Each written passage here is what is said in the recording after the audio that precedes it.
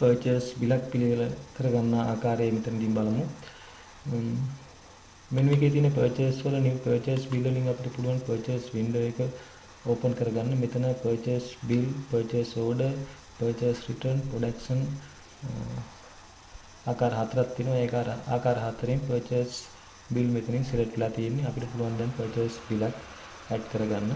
එහෙමත් නැත්නම් මෙතන තියෙන purchase shortcut එකෙන් පුළුවන් purchase window එක open කරගෙන මෙතන මේ purchase bill මෙතනින් select වෙලා තියෙන්නේ. දැන් පුළුවන් අපිට purchase bill එකක් පිළිවෙල කරගන්න. එහෙමත් නැත්නම් මේ window වල purchase bill වලින් පුළුවන් අපිට ඍජුවම purchase බිලක් පිළිවෙල කරගන්න. එහෙමත් නැත්නම් මේ vendors reports වල purchase bill click කරලා add new වලින් purchase window එක open කරගන්න පුළුවන්. ඊට පස්සේ මේ වගේ window එකක් දිස් වෙන්නේ. ඊට පස්සේ මෙතන add button එක තියෙනවා. add button එක මාර්ගයෙන් මෙතන තියෙන items අදාළ ඒවා අදාළ බිලට add කරගන්න පුළුවන්. මම මෙතනින් electric iron 100D100 කියන items එක select කරනවා. ඊට පස්සේ මෙතන තියෙන item balance එක 0යි, unit cost එක 100යි, average cost එක 0යි, sale price එක 1200යි, balance එක 0යි. මේක මම බිලට add කරගන්නවා. ඊට පස්සේ මෙතන quantity එකක් විදිහට add වෙන්නේ. quantity 10 add කරනවා.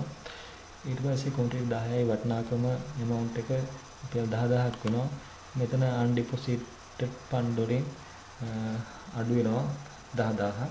ඊට පස්සේ තව item එකක් මම add කරනවා D1000 කියන item එක. ඒකෙත් item balance එක 0යි. ඒකත් add කරනවා. ඊට පස්සේ ඒකේ item 20ක් කරනවා. ඊට පස්සේ සම්පූර්ණ මුදල රුපියල් 30000ක් වෙනවා. ඊට පස්සේ මෙතන cash account එක තෝරගන්න පුළුවන් අපි ගෙවන.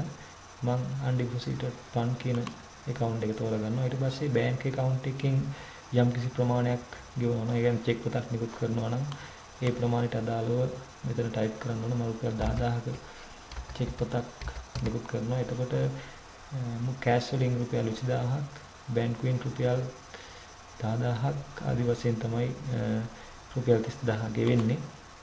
මෙතනින් supply අපි තෝරන්න ඕන. මෙතනින් ඉක්මසින් කියන supply මම තෝරනවා. ඊට පස්සේ පසුව ගෙවන්න තියෙනවා නම් මෙතන credit විදිහට තියෙනවා නම් මෙතන add කරන්න ඕන. මම මෙතන type කරන රුපියල් 5000ක් ප්‍රමාණය. එතකොට රුපියල් 30000 හැදිලා තියෙන්නේ 15000 මුදල්. රුපියල් 10000ක check පත් 25000යි. මෙතන ණය 5000යි 30000 හැදෙන්නේ මේ විදිහට. ඊට පස්සේ අපිට පුළුවන් save කරගන්න save new save close button ආධාරයෙන් save කරන්න කලින් නැවතත් items balance එක බලා ගන්න අවශ්‍ය නම් මේ ආකාරයෙන් අපිට බලා ගන්න පුළුවන් අදාළ item balance එක. ඊට පස්සේ expire date එක ඇතුළත් කරනවා නම් මෙතන expire date අපිට පුළුවන් දාන්න. මේ items වලට අදාළ expire date තියෙනවා නම් ඒවා වෙනස් කරන්න පුළුවන්. ඊට පස්සේ message එකක් type කරනවා නම් මෙතන new ගිහිල්ලා message එකක් දීලා ඒක add කරන්න පුළුවන්.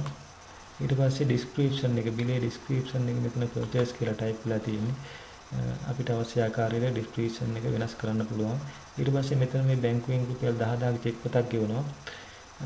එතකොට check number එක තියෙනවා නම් මෙතනින් check number එක මෙතනින් add කරන්න ඕනේ. ඊට පස්සේ check date එක මේ ආකාරයෙන් වෙනස් කරන්න පුළුවන්. check date එක වෙනස් කරන්න ඕනේ. check එකේ සඳහන් date එක මෙතනින් තෝරන්න ඕනේ. තෝරලා අපිට පුළුවන් දැන් save කරන්න. මම save කරනවා මේ ආකාරයෙන්. ඊට පස්සේ bill save වුණා. ඊට පස්සේ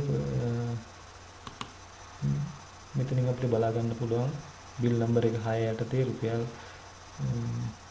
30000 amount එක total payment 25000යි cash වලින් 15000යි check වලින් 10000යි credit වලට 5000යි. ඒ ආකාරයෙන් purchase බිලක් අපි පිළිවෙල කරා.